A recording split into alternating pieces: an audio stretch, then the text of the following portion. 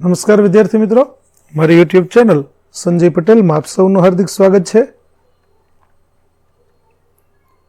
મિત્રો, આજના વિડીયોની અંદર આપણે ધોરણ 7 વિષય છે ગુજરાતી, જેનો પાઠ 12મો, જેનું નામ છે સરહદની સફરે. આ પાઠની સમજૂતી મેળવવાના છીએ, જેમાં આજે આપણે ભાગ 2 ની અંદર પાઠ સમજૂતી જોઈશું. વિદ્યાર્થી મિત્રો, જો તમે મારી ચેનલમાં નવા હોય તો મારી ચેનલને જરૂરથી સબસ્ક્રાઈબ કરો. વિડીયો સારો લાગે તો લાઇક કરો, શેર કરો અને બેલ નોટિફિકેશન ઓન કરો, જેથી મારા આગળના નવા વિડીયો પણ આપને મળતા રહે. તેમજ વિદ્યાર્થી મિત્રો, આ પાઠના સ્વાધ્યાયની PDF જોવા માટે પ્લે સ્ટોરમાં જઈ અમારી એપ્લિકેશન વિશ્વગુરુ STD1 12 ગુજરાતી ડાઉનલોડ કરી તમારા મોબાઈલમાં ઇન્સ્ટોલ કરો.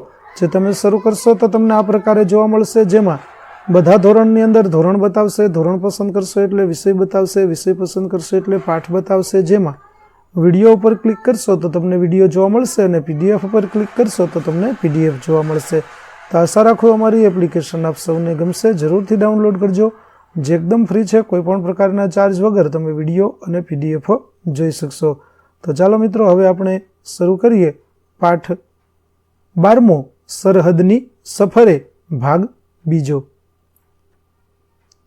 તો વિદ્યાર્થી મિત્રો, ભાગ 1 ની અંદર આપણે જોયું કે ઘણા બધા ગુજરાતીઓ છે તે તવાંગ યાત્રાની અંદર ગયા છે અને બધાઓ સાથે મળી અને પોતપોતાના વિશેષ પ્રદેશોની વિશેષતાઓ છે તેના વિશે જાણકારી આપી રહ્યા છે, વાતો કરી રહ્યા છે.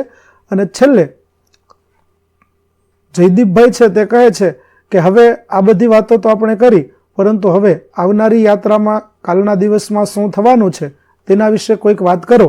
તો ચાલો જોઈએ હવે આજની યાત્રાની અંદર શું થવાનું છે. જયંતિભાઈએ હસીને કહ્યું, હા એ વાત મુદ્દાની, તો સાંભળો. ત્યારે જયંતિભાઈ છે તે યાત્રા વિશે જાણતા હતા, માટે તે કહે છે કે તો ચાલો આપણે યાત્રા વિશે જાણકારી મેળવીએ. એ સાથે જ બધા એક કાન થઈ ગયા. એક કાન થઈ જવું એટલે ધ્યાનથી સાંભળવા માટે તૈયાર થવું. ડોક્ટર જયંતિભાઈએ શરૂ કર્યું, આ યાત્રાનું નામ છે તવાંગ યાત્રા. દર વર્ષે નવેમ્બર માસમાં અસમના ગુવાહાટીથી આ યાત્રા નીકળે છે. આપણે સૌ આજે ગુવાહાટી પહોંચી ગયા છીએ. આ ગુવાહાટી ઘણું જ પુરાતન શહેર અને જોવાલાયક છે. અહીં કામાખ્યા દેવીનું વિશ્વવિખ્યાત મંદિર આવેલું છે. તો હવે જયંતિભાઈ છે તે તવાંગ યાત્રાની માહિતી આપે છે. વિદ્યાર્થી મિત્રો, તવાંગ યાત્રા છે તે દર વર્ષે નવેમ્બર માસની અંદર ગુજરાતનું જે અસમ રાજ્ય છે તે અસમ રાજ્યની રાજધાની છે ગુવાહાટી, અને તે ગુવાહાટીથી આ યાત્રાની શરૂઆત થઈ છે. તો લોકો ગુવાહાટી, કે જે ખૂબ જ પુરાતન શહેર અને જોવાલાયક પણ છે, અહીં કામાખ્યા દેવીનું વિશાળ મંદિર આવેલું છે કે જે દુનિયાભરમાં પ્રખ્યાત છે. શક્તિપીઠ તરીકે ઓળખાય છે. એ જ ને, હસમુખભાઈએ પૂછ્યું. જે ભારતની અંદર 51 શક્તિપીઠો છે તે શક્તિપીઠોમાંથી કામાખ્યા દેવીનું મંદિર છે તે પણ એક શક્તિપીઠ છે. તો હા, ભારત દેશમાં કુલ 51 શક્તિપીઠો છે, તેમાંની એક આ શક્તિપીઠ છે. શક્તિપીઠ એટલે માતાજીનું સ્થાનક. તો હા, બરાબર. જાત્રામાં આગળ બીજું શું જોવાનું આવશે? ધરતીબહેને પૂછ્યું કે આપણે સૌ યાત્રામાં તો આવ્યા છીએ, પણ આગળની યાત્રામાં આપણને શું જોવા મળવાનું છે તે તો કંઈક કહો. ત્યારે આગળ વાત ચાલે છે કે ગુવાહાટીથી આગળ અસમનું નગર તેજપુર આવે. અહીંનું અગ્નિગઢ મંદિર પણ પૌરાણિક મહત્વ ધરાવે છે. બાણાસુર નામના દાનવનું આ નગર છે. તો વિદ્યાર્થી મિત્રો, અસમથી જ્યારે ગુવાહાટીથી ત્યારે આગળ જશે ત્યારે તેજપુર નામનું નગર આવશે અને અહીં અગ્નિગઢ મંદિર છે, જે પૌરાણિક એટલે કે જૂના સમયની અંદર ખૂબ જ મહત્વ ધરાવતું હતું. પ્રાચીન કાળની અંદર આ બાણાસુર નામનો દાનવ હતો, જે રાક્ષસ હતો, તે રાક્ષસ અહીં રહેતો હતો તેવું માનવામાં આવે છે. ત્યારે આગળ કહે છે કે ઓખાહરણમાં આવસ એ બાણાસુર તો નહીં? સરવણજીએ ઉતાવળે પૂછ્યું કે ઓખાહરણ, જે ભગવાન શ્રી કૃષ્ણના પૌત્રએ ઓખાનું હરણ કર્યું હતું, એ વખતે જે રાક્ષસ હતો તે બાણાસુરની વાત અહીં કરવામાં આવે છે. સરવણજી ઉતાવળમાં પૂછે છે. તો હા, એ જ ઓખા બાણાસુરની પુત્રી હતી. શ્રી કૃષ્ણનો પૌત્ર અનિરુદ્ધ ઓખા સાથે પરણેલો, પૂર્વ અને પશ્ચિમનો આ કેવો સંગમ. તો ઓખાની આપણે જે વાત કરી કે ભાઈ ભગવાન શ્રી કૃષ્ણનો પૌત્ર એટલે કે તેના પુત્રનો પુત્ર, તેનું નામ હતું અનિરુદ્ધ. એ અનિરુદ્ધ છે તે આ ઓખા સાથે પરણે છે અને ઓખા તે આ બાણાસુરની પુત્રી હતી. તો એક ભગવાન શ્રી કૃષ્ણનો પુત્ર છે તે તેને દ્વારકાથી લઈ ગયો હતો, જે ભારતના પશ્ચિમ ભાગની અંદર આવેલું છે. જ્યારે આ વિસ્તાર છે તે પૂર્વ ભાગની અંદર આવેલો છે, માટે એમ કહી શકાય કે પૂર્વ અને પશ્ચિમ બંનેને જોડતો આ પ્રસંગ હતો. બરાબર કલ્પેશભાઈએ પૂછ્યું, આગળ પછી ભાલુક પોંગ આવતું હશે ને? તો હા, ભાલુક પોંગ કે જે અરુણાચલ પ્રદેશનો એક વિસ્તાર છે, કે હા, અરુણાચલ પ્રદેશનું એ પ્રવેશ દ્વાર. અને પછી આવે બોમડીલા. ઈસવીસન 1762માં ચીને ભારત પર આક્રમણ કરેલું ત્યારે અહીં સુધી કબજો કરેલો. અહીં બૌદ્ધ મઠો અને ગોમ્પા આકર્ષણનું કેન્દ્ર છે. તો ભારત અને ચીન વચ્ચે જ્યારે 1962ની અંદર યુદ્ધ થયું હતું ત્યારે ચીનના સૈનિકો છે તે લડતા લડતા અહીં સુધી કબજો કરી ચૂક્યા હતા. અહીં જે બૌદ્ધ મઠો આવેલા છે તે પણ ખૂબ જ જોવાલાયક છે, ઘણા લોકો ત્યાં પણ જોવા માટે આવે છે. અને ગોમ્પા છે તે પણ તેના આકર્ષણનું કેન્દ્ર છે. અને હા, જસવંતગઢની તો વાત જ અનોખી છે. એનો ઇતિહાસ સાંભળીને તો આપણા રૂવાડા ખડા થયા વિના ન રહે. 1962ના ચીનના યુદ્ધ વખતે જસવંતસિંહ નામના એક સૈનિકે સતત 72 કલાક સુધી એકલા હાથે ચીનની સેનાને રોકી રાખી હતી. આ વીરની ગાથા આજે પણ ઘરે ઘરે ગવાય છે. તેમનું સ્મૃતિ મંદિર જ્યાં બનાવાયું છે તે જ જસવંતગઢ. તો વિદ્યાર્થી મિત્રો, જસવંતગઢ કે જ્યારે ભારતની અંદર 1962માં ભારત અને ચીન વચ્ચે યુદ્ધ થઈ રહ્યું હતું ત્યારે ભારતના જ એક સૈનિક જસવંતસિંહે 72 કલાક સુધી એકલા હાથે ચીનની સેનાને રોકી રાખી હતી. અને આ વીરની ગાથા, વીરના સાહસિક પરાક્રમને યાદ રાખવા માટે ત્યાં સ્મૃતિ મંદિર, યાદગીરી સ્વરૂપે એક મંદિર બનાવવામાં આવ્યું છે, જે જસવંતગઢની અંદર આવેલું છે. જસવંતસિંહનો વધુ ઇતિહાસ જાણવા માટે વિદ્યાર્થી મિત્રો તમે યુટ્યુબની અંદરથી આ યુદ્ધ વિશેની વિશેષ માહિતી છે તે મેળવી શકશો. વાહ, ધન્ય છે એ વીરને, ચંદ્રિકાબેન બોલી ઉઠ્યા. તો જુઓ, અહીં જસવંતગઢ વોર મેમોરિયલ છે તે આપણને ફોટોગ્રાફની અંદર જોવા મળે છે, કે જ્યાં આ સૈનિકો છે તેનું યાદગીરી સ્વરૂપે મંદિર છે, મેમોરિયલ છે તે બનાવવામાં આવેલું છે. જયંતિભાઈએ વાતને આગળ વધારતા કહ્યું, બીજા એક વીર જોગિંદર બાબા છે જેમને સરકારે મરણોત્તર પરમવીર ચક્ર એનાયત કર્યો હતો. તો વિદ્યાર્થી મિત્રો, બીજા એક સૈનિકની પણ અહીં વાત કરવામાં આવી છે જેનું નામ હતું જોગિંદર બાબા, કે જેમને ભારત સરકાર દ્વારા મરણોત્તર પરમવીર ચક્ર એનાયત કરવામાં આવ્યો. વિદ્યાર્થી મિત્રો, પરમવીર ચક્ર છે તે સૈન્યની અંદર આપવામાં આવતો સૌથી ઉચ્ચ પુરસ્કાર છે તે પરમવીર ચક્ર છે, કે જે સૌથી શ્રેષ્ઠ કામગીરી જેમણે કરી હોય એવા સૈનિકને જ તે આપવામાં આવે છે. એટલે પરમવીર ચક્ર છે તે સૌથી મોટો પુરસ્કાર ભારતીય સૈન્યની અંદર ગણાય છે. અને આવો પરમવીર ચક્ર છે તે બીજા એક સૈનિક જોગિંદર બાબાને પણ મળે છે. આમ અરુણાચલમાં તો સ્થળે સ્થળે ભારતીય સૈનિકોની પરાક્રમ ગાથાઓ અંકિત છે. 1962ના યુદ્ધમાં વીરગતિ પામેલા સૈનિકોની વીરગાથા દર્શાવતું સ્મારક તવાંગ શહેરમાં છે. યાત્રાળુઓ આ શહીદ સ્મારકની મુલાકાત લઈને ધન્યતા અનુભવે છે. આમ અરુણાચલ પ્રદેશ કે જે ખૂબ જ ઊંચાઈ ઉપર આવેલો હોવાના કારણે ત્યાં ઠેર ઠેર આવા ભારતીય સૈનિકોની પરાક્રમ ગાથાઓ છે તે જોવા મળે છે, સાંભળવા મળે છે. 1962ના યુદ્ધની અંદર જે સૈનિકો છે તે વીરગતિ પામ્યા હતા તે સૈનિકોની વીરગાથાને દર્શાવતું સ્મારક, સ્મૃતિ મંદિર છે તે આ તવાંગ શહેરની અંદર બનાવવામાં આવેલું છે. અને જે યાત્રીઓ અહીં પ્રવાસે કે ફરવા માટે આવે છે તો તે લોકો પણ આ શહીદ સ્મારકની મુલાકાત લેવાનું ચૂકતા નથી અને મુલાકાત લઈ ધન્યતા અનુભવે છે. બૌદ્ધ ધર્મની ઝાંખી અહીં સહજ રીતે થાય. 6ઠા દલાઈ લામાનું જન્મસ્થળ પણ અહીં જ છે. તવાંગથી દૂર એક ચટ્ટાન પર દલાઈ લામાના પદચિહ્નો પણ છે. તો વિદ્યાર્થી મિત્રો, બૌદ્ધ ધર્મની ઝાંખી છે તે અરુણાચલ પ્રદેશની અંદર આપણને વધારે જોવા મળે, કારણ કે ચીનનો પડોશી રાજ્ય હોવાના કારણે ત્યાં બૌદ્ધ ધર્મનો પ્રભાવ છે તે વિશેષ પ્રમાણમાં જોવા મળે છે. અને અહીં અરુણાચલ પ્રદેશની અંદર ઘણા બધા બૌદ્ધ મઠો પણ આવેલા છે. જ્યારે 6ઠા દલાઈ લામા છે તેનું જન્મસ્થળ પણ આ તવાંગથી થોડે દૂર આવેલું છે. અને ચટ્ટાન એટલે પથ્થર ઉપર દલાઈ લામાના તે પદચિહ્નો છે તે અહીં જોવા મળે છે. અહીં દૂર દૂરથી અનેક શ્રદ્ધાળુ આવે છે. અને હા, શીખ ધર્મના પ્રથમ મહાન ગુરુ નાનક દેવનું આ તપસ્યા સ્થળ પણ છે, જેને નાનક લામા કહે છે. તો શીખ ધર્મના જે પ્રથમ ગુરુ હતા, જેનું નામ હતું ગુરુ નાનક, એ ગુરુ નાનક છે, તેમણે પણ અહીં તપસ્યા કરી હતી અને તેને નાનક લામા તરીકે ઓળખવામાં આવે છે. અને એક ખાસ મહત્વની વાત તો રહી જ ગઈ. અહીં યાત્રાના રસ્તે પ્રકૃતિ તો એવી વેરાઈને પડી છે કે તમે જોતા જ રહેશો. અહીં જાંગ વોટરફોલ છે અને સોંગોત્સેર લેક છે, તેની વાતો લાંબી છે, પણ યાત્રાના આકર્ષણ કેન્દ્ર આ કુદરતી દ્રશ્યોથી તમે ધન્યતા અનુભવશો એ નક્કી છે. ત્યાર પછી વિદ્યાર્થી મિત્રો, આ તવાંગ યાત્રાની અંદર બીજી પણ ઘણી બધી વાતો એવી છે કે જે ખૂબ જ જરૂરી છે, જેમ કે ઐતિહાસિક મહત્વ, ધાર્મિક મહત્વની સાથે સાથે પ્રકૃતિ છે તે પણ અહીં સોળે કળાએ જાણે કે ખીલી હોય તેવું ચારે બાજુ જોવા મળે છે. અહીં ઝાંગ વોટરફોલ એટલે કે ઝાંગનો ધોધ, ત્યાર પછી સોંગોત્સેર લેક એટલે કે તળાવ છે તે પણ આવેલું છે. અને તેની વાતો ઘણી લાંબી છે, પરંતુ આપણે તે પછી કરીશું. પરંતુ અહીં મુખ્ય આકર્ષણ કેન્દ્ર, તમે ચારે બાજુથી તમને કુદરતી દ્રશ્યો જોવા મળશે તે નક્કી છે.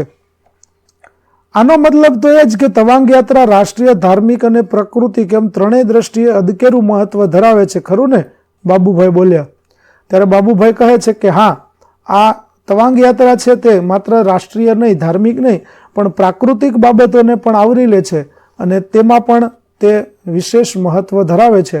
આવી તવાંગ યાત્રા છે તે આપણે જોઈ. હા, બિલકુલ, હરેશભાઈએ ટાપસીપુરી એટલે પોતાની વાતમાં વાત જોડી દીધી. જયંતિભાઈ, તમે માહિતી તો એ રીતે આપી કે શીરાની જેમ ગળે ઉતરી ગઈ, પણ આ એક સવાલ મને થાય છે કે અંબાજીથી આવેલા અમૃતભાઈ પહેલી વાર બોલ્યા. ત્યારે જયંતિભાઈ ડોક્ટર હતા, તેમણે ખૂબ સરસ મજાની આ તવાંગ યાત્રા વિશે માહિતી આપી કે જે શીરાની જેમ ગળે ઉતરી ગઈ. તો વિદ્યાર્થી મિત્રો, શીરો તમે ખાધો હશે કે જેને ચાવવાની જરૂર પડતી નથી અને એકદમ પોચો હોય છે, જે મોંમાં મૂકતા જ સીધો ગળે ઉતરી જાય. એવી રીતે આ બધી વાતો અમને સમજાઈ ગઈ. ત્યારે અમૃતભાઈ કે જેઓ અંબાજીથી આવ્યા હતા, તે પ્રશ્ન પૂછે છે કે મને એક વાત ન સમજાય, કે એક પ્રશ્ન થાય છે તે પૂછી લો ને તમારે. આપણે તો છેક સરહદ જવાનું છે, તો પછી આ યાત્રાને તવાંગ યાત્રા કેમ કહે છે? તો અમૃતભાઈને પ્રશ્ન હતો કે ભાઈ, આપણે તો સરહદ ઉપર જઈએ છીએ, તો આ યાત્રાને તવાંગ યાત્રા એવું કેમ નામ આપવામાં આવ્યું? ત્યારે જયંતિભાઈ કહે છે કે હા, સરસ પ્રશ્ન છે. આમ તો આ યાત્રા અરુણાચલ પ્રદેશમાં, જ્યાં ભારત, ભૂતાન અને ચીનના કબજામાં તિબેટ છે, એ ત્રણેય દેશની સરહદે આવેલા બુમલા બોર્ડર સુધી નીકળે છે. આ સ્થળ બોર્ડર પર્સનલ મીટિંગ પોઈન્ટ છે, પણ આ યાત્રાનો છેલ્લો પડાવ તવાંગ શહેરમાં હોય છે, તેથી તેને તવાંગ તીર્થયાત્રા કહે છે. તો વિદ્યાર્થી મિત્રો, આ જે યાત્રા છે તે અરુણાચલ પ્રદેશમાં, જ્યાં ભારત, ભૂટાન અને ચીન એ ત્રણેયના કબજા છે એવી તિબેટની અંદર, તિબેટની સરહદ ઉપર આવેલી બુમલા બોર્ડર છે, ત્યાંથી પસાર થાય છે. અને આ સ્થળે પર્સનલ મીટિંગ પોઈન્ટ છે. અને આ યાત્રાનો છેલ્લો પડાવ તવાંગ શહેરમાં હોવાના કારણે આ યાત્રાને તવાંગ તીર્થયાત્રા કહેવામાં આવે છે. ઓકે, સમજ્યો, પણ તવાંગ શહેર કેવડું હશે? ત્યારે કહે છે કે ભાઈ, બધી વાત બરાબર, તો તવાંગ શહેર છે તે કેવડું છે? તો તવાંગ શહેર 11,000 જેટલી વસ્તી ધરાવતું તવાંગ જિલ્લાનું મુખ્ય મથક છે. જયંતિભાઈએ વાતનો બંધ વાળતા કહ્યું, આ રાષ્ટ્રીય યાત્રા છે અને ભારતભરમાંથી યાત્રાળુઓ આમાં જોડાય છે. આપણે આવ્યા એમ સૌ આગળના દિવસે ગુવાહાટી પહોંચે છે. પછી તો આપણે જાણીએ છીએ કે આયોજકો દ્વારા હોટલમાં ઉતારા અપાય છે. સાંજે તમામ યાત્રાળુઓને એક બેઠક મળે છે. કહો ને કે રાષ્ટ્રીય યાત્રાના પ્રવાસીઓનો સ્વાગત સમારંભ. તો તવાંગ છે તે 11,000ની વસ્તી ધરાવતું અને જિલ્લાનું મુખ્ય મથક છે. જયંતિભાઈ છે તેણે હવે આ યાત્રાની વાતો પૂરી કરી અને કહે છે કે આ રાષ્ટ્રીય યાત્રા છે, ભારતભરમાંથી યાત્રાળુઓ અહીં આવે છે. આગળના દિવસે સૌ ગુવાહાટી પહોંચી જાય છે અને ત્યાર પછી આયોજકો દ્વારા તેમને વિવિધ હોટલોની અંદર ઉતારા આપવામાં આવે છે. સાંજે બધા યાત્રાળુઓની એક બેઠક મળે છે અને ત્યાર પછી તેમના સ્વાગતનો સમારંભ યોજાય છે. અહીં ભારતીય સંસ્કૃતિ, પરંપરા અને વારસાને પ્રદર્શિત કરતો સાંસ્કૃતિક કાર્યક્રમ પણ થાય છે. યાત્રાના આયોજક વરિષ્ઠ યજમાનો દેશભરમાંથી આવેલા યાત્રાળુઓને આવકારે છે. અસમના રાજ્યપાલ જેવા મહાનુભાવ પણ સ્વાગત કાર્યક્રમમાં પધારે છે. એક અદ્ભુત મેળાવડો જામે છે અહીં જુદી જુદી ભાષાઓ, જુદા જુદા પોશાકો અને જુદી જુદી પરંપરાઓ ખરી, છતાં કંઈક તો એવું છે કે જે સૌને એક સૂત્રે જોડી રાખે છે. તે બધું આપણે જોયું. તો આમ આ તવાંગ યાત્રાની અંદર સાંસ્કૃતિક કાર્યક્રમ પણ રજૂ થાય છે, જેમાં ભારતીય સંસ્કૃતિ અને ગૌરવાન્વિત જે આપણો વારસો છે તે રજૂ કરતા કાર્યક્રમો રજૂ કરવામાં આવે છે. ભારતના જુદા જુદા ભાગોમાંથી આવેલા લોકો છે તેમનું અસમના રાજ્યપાલ દ્વારા પણ સ્વાગત કરવામાં આવે છે અને એક અલગ જ પ્રકારની મજા છે તે અહીં આવતી હોય છે. અહીં જુદી જુદી ભાષા, જુદા જુદા પોશાક અને જુદા જુદી પરંપરાઓવાળા લોકો છે તે એક સાથે મળી અને યાત્રામાં જોડાય છે. હવે તમને મુખ્ય વાત કહું, આ તવાંગ યાત્રાનો એક હેતુ દૂર દૂર સરહદ ઉપર રહેતા લોકોને વિશેષ આત્મીયતા પૂરી પાડી તેમને ભારત સાથે જોડવાનો છે. કારણ કે તવાંગ છે તે ખાસ તો જોઈએ તો ભારત, ચીન અને તિબેટની બોર્ડર ઉપર આવેલું હોય, જેથી તે લોકોને આ વિસ્તાર છે તે ઘણો દૂર લાગે છે. તેમ છતાં અહીં ભારતના લોકોને, અહીં રહેતા લોકોની સાથે ભારતીય લોકોની આત્મીય થાય એટલા માટે આ તવાંગ યાત્રા છે તે ખાસ આયોજિત કરવામાં આવે છે. આ યાત્રામાં સમાન ભાવથી કામાખ્યા દેવી, ભગવાન બુદ્ધ અને ગુરુ નાનક સંબંધિત સ્થળોની યાત્રા કરીને ધન્ય થાય છે. કેમ કે દરેક ધર્મના અલગ અલગ લોકો તેમજ કામાખ્યા દેવીનું મંદિર, ભગવાન બુદ્ધ અને ગુરુ નાનક સંબંધિત સ્થળો છે તે પણ આ યાત્રામાં આવેલા હોવાથી જુદા જુદા ધર્મના લોકો પણ આ યાત્રામાં જોડાય છે. ઈસવીસન 1962માં પરાક્રમ દાખવી વીરગતિ પામેલા સૈનિકોની પરાક્રમ ગાથા સૌ જાણે છે. તવાંગ સ્થિત શહીદ સ્મારકના દર્શન કરે છે. યાત્રિકો સરહદે જઈ ભારત માતાનો જય ઘોષ કરે છે. આવી રીતે યાત્રાની અંદર જુદા જુદા જે સ્થળો આવેલા છે તે સ્થળોએ પણ લોકો મુલાકાત લે છે. તેમાં ભારતના જે પરાક્રમી સૈનિકો છે તે પરાક્રમી સૈનિકોની ગાથાને પણ લોકો યાદ કરે છે. તવાંગની અંદર જે શહીદ સ્મારક આવેલું છે તેની પણ લોકો મુલાકાત લઈ અને ભારત માતાનો જયઘોષ, જયકારા બોલાવે છે. દુનિયાનો છેલ્લો ગુલામ દેશ તિબેટ છે તેની સ્વતંત્રતાનો સંકલ્પ લે છે. તો વિદ્યાર્થી મિત્રો, તિબેટ છે તે આજે પણ ગુલામ છે, તો તેની સ્વતંત્રતાના સંકલ્પો પણ લોકો અહીં લે છે. ઈસવીસન 1962માં ચીને હુમલો કરીને ભારતની હજારો ચોરસ કિલોમીટર જમીન ઉપર કબજો કરી લીધો. તે ભૂમિની મુક્તિનો પણ સંકલ્પ લે છે. 62 વખતે જે યુદ્ધ થયું અને એ યુદ્ધ વખતે ચીની સૈનિકોએ ભારતમાં ઘૂસણખોરી કરી અને ઘણો બધો વિસ્તાર છે તે પોતાના દેશની અંદર ભેળવી દીધો હતો. તો આ વિસ્તાર પાછો મેળવવા માટેનો સંકલ્પ પણ અહીંથી લોકો લઈને જાય છે. આ સાંભળતા સૌને ધન્યતાની અનુભૂતિ થઈ. સૌની આંખ સામે એક પછી એક સ્થળ આવવા લાગ્યું. ત્યારે શાંતિથી સાંભળી રહેલી નાનકડી ભવ્યા બોલી, અરે હમણાં વારંવાર અપાયેલી સૂચના યાદ છે ને કે સવારે વહેલા નીકળવાનું છે, અંધારે અંધારે તૈયાર થવું પડશે. ત્યારે બધાને આંખે ધન્યતાની અનુભવતી જોવા મળે છે. બધાએ પોતે જાણે કે સ્થળોની મુલાકાત લઈ ચૂક્યા હોય આ પ્રકારનું વર્ણન છે તે ડૉક્ટર જયંતિભાઈ દ્વારા કરવામાં આવ્યું. અને આ બધું સાંભળી ત્યારે નાનકડી ભવ્યા છે તે કહે છે કે ચાલો હવે આપણને જે વારંવાર સૂચના આપવામાં આવી તે તો બધાને યાદ છે ને કે સવારે આપણે વહેલા નીકળવાનું છે અને અંધારામાં તૈયાર થવું પડશે. હા, ભવ્યા ખરું કહે છે. વતનથી દૂર મળેલા આ લોકો માત્ર 2 કલાકમાં તો વર્ષો જૂની ઓળખાણ હોય એટલા નજીક આવી ગયા. તે નવાઈ સાથે જય શ્રી કૃષ્ણ, શુભરાત્રી, ગુડ નાઇટ અને સુખરાત કરજો કહેતા કહેતા પોતપોતાના નિવાસસ્થાન તરફ ચાલ્યા. તો આ પ્રકારે જાણે કે ઘણા લાંબા સમયથી એકબીજાને ઓળખતા હોય તે પ્રકારે બધાએ સાથે મળી અને વાતો કરી, ચર્ચાઓ કરી અને આ રીતે ત્યાર પછી બધા છૂટા પડે છે અને ત્યારે બધા સૌ પોતપોતાના રૂમમાં સૂવા માટે જઈ રહ્યા છે. ચાલો, પાઠ છે વિદ્યાર્થી મિત્રો અહીં પૂરો થાય છે. હવે તેમાં કેટલાક અઘરા શબ્દો હતા તે જોઈએ. તો પંજીકરણ એટલે થશે નોંધણી, રજિસ્ટ્રેશન.